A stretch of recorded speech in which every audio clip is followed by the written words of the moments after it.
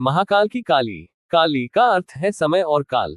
काल जो सभी को अपने में निगल जाता है। भयानक अंधकार और शमशान की देवी। वेद अनुसार समय ही आत्मा है, आत्मा ही समय है।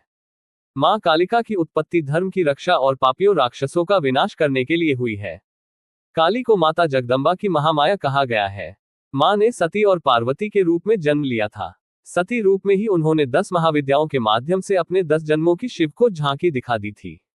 नाम माता कालिका। शस्त्र त्रिशूल और तलवार। वार शुक्रवार। दिन अमावस्या। ग्रंथ कालिका पुराण। मंत्र ओम ह्री श्रीं क्री परमेश्वरी कालिके स्वाहा। दुर्गा का एक रूप माता कालिका 10 महाविद्याओं में से एक। मां काली के 4 रूप हैं, दक्षिणा काली, शमशान काली, मातृ काली और महाकाली।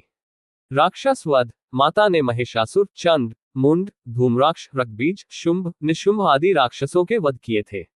माता कालिका के प्रसिद्ध 3 मंदिर। कलियुग में 3 देवता जागृत कहे गए हैं, हनुमान, कालिका और भैरव। कालिका की उपासना जीवन में सुख, शांति, शक्ति, विद्या देने वाली बताई गई है। मां कालिका की भक्ति का प्रभाव व्यवहारिक जीवन में मानसिक, शारीरिक और सांसारिक बुराइयों के अंत के रूप में दिखाई देता है, जिससे किसी भी इंसान के तनाव, भय और कलह का नाश हो जाता है। हिंदू धर्म में सबसे जागृत देवी है मां कालिका। मां कालिका को खासतौर पर बंगाल और असम में पूजा जाता है। काली शब्द का अर्थ काल और काले रंग से है। काल का अर्थ समय। मां काली को देवी दुर्गा की 10 महाविद्याओं में से एक माना जाता है। विशेष कालिका के दरबार में जो एक बार चला जाता है उसका नाम पता दर्ज हो जाता है। यहाँ यदि दान मिलता है तो दंड भी, आशीर्वाद मिलता है तो शाप भी। यदि आप कालिका के दरबार में जो भी वादा करने आए उसे पूरा जरूर करें।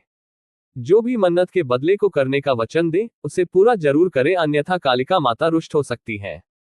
जो एकनिष्ठ, सत्यवादी और वचन का पक्का है, समझो उसका काम भी तुरंत होगा। अगले पन्ने पर पहला रहस्य। मां दुर्गा ने कई जन्म लिए थे। उनमें से 2 जन्मों की कथाएं ज्यादा प्रसिद्ध हैं।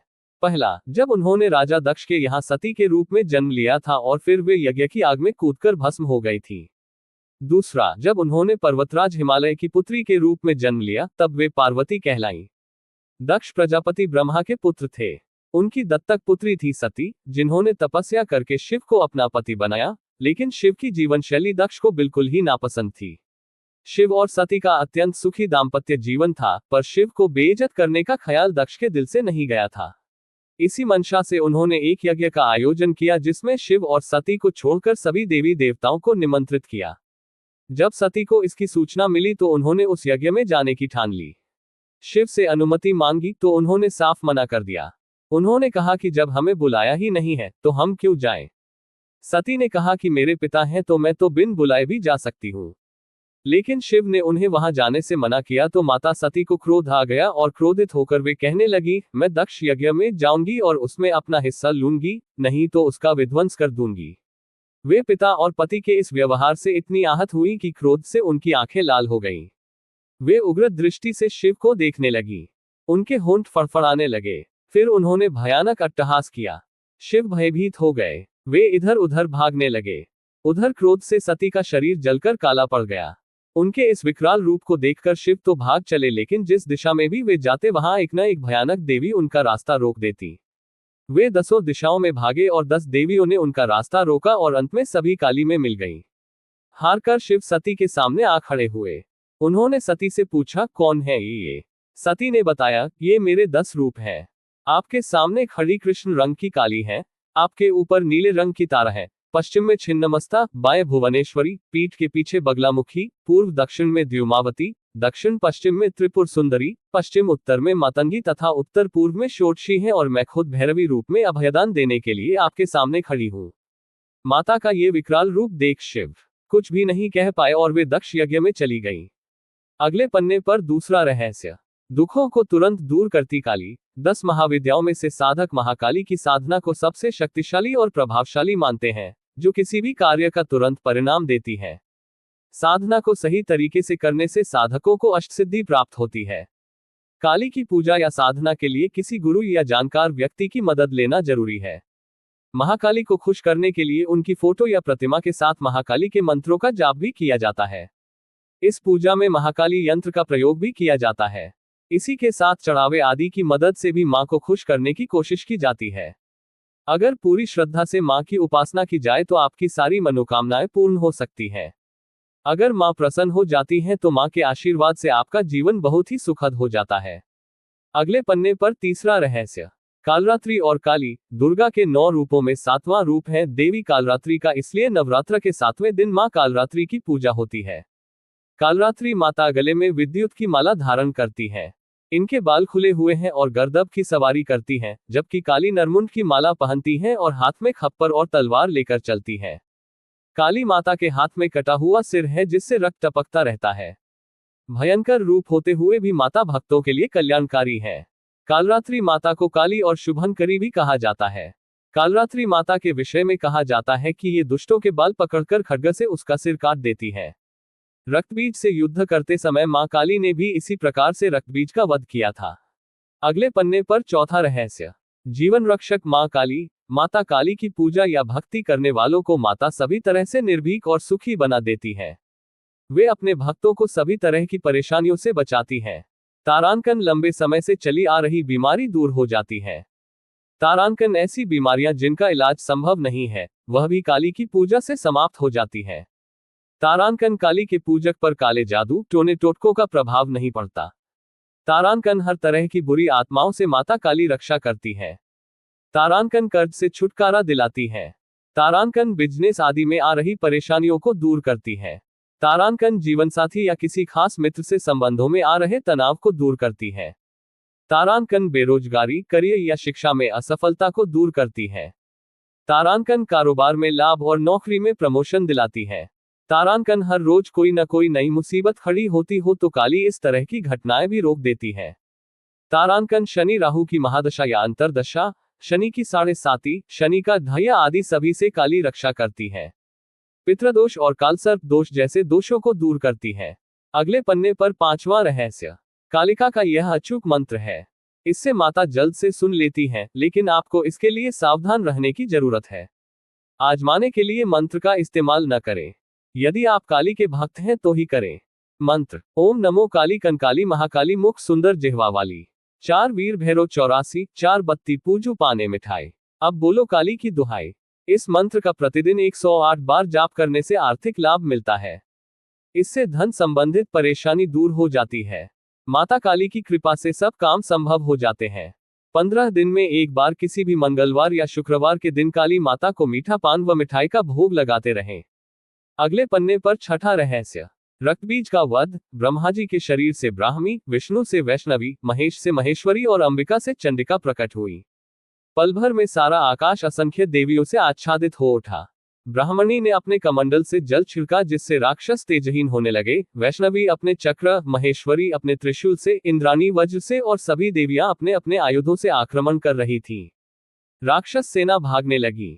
तब रक्तबीज ने राक्षसों को धिक्कारा कि वे स्त्रियों से डरकर भाग रहे हैं।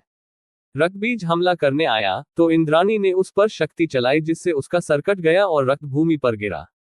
किंतु पूर्व वरदान के प्रभाव से उस रक्त से फिर एक रक्तबीज उठ खड़ा हुआ और अट्टहास करने लगा। जैसे ही शक्तियां उसे मारती, उसके रक्त से और असुर उठ खड़े होते।